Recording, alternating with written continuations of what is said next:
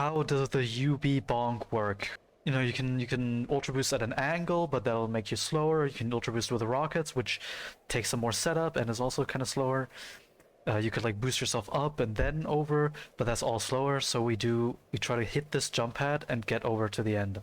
Hitting that jump pad is really hard because you have to use this little lead to cancel out the upwards momentum that a UB usually gives you in order to fall down onto that jump pad. Kind of looks like this.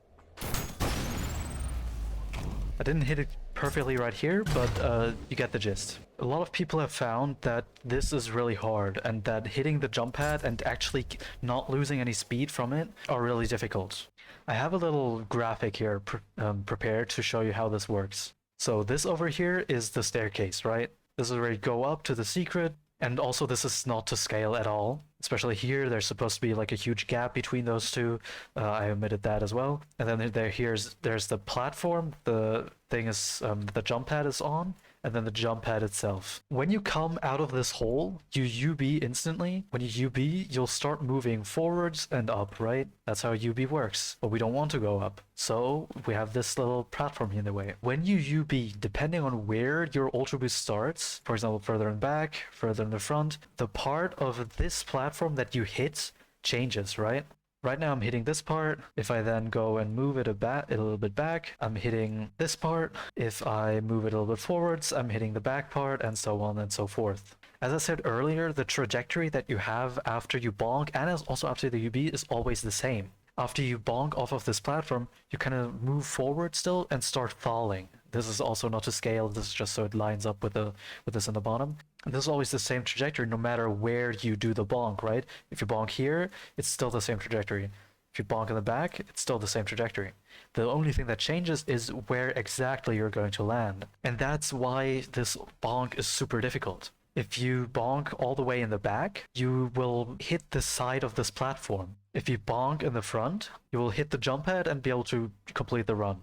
If something in the middle happens, you can have things happen such as this, where you touch this platform for a brief second, just enough to kill your speed, like reduce your speed by like 40 or 50 units per second, and then you still hit the jump pad and get boosted further. This will sometimes look like you hit the run, even though you lost a bunch of speed and were really slow. And this can be rather deceiving, and it's kind of frustrating to hit because you think you hit the jump pad, but you really didn't.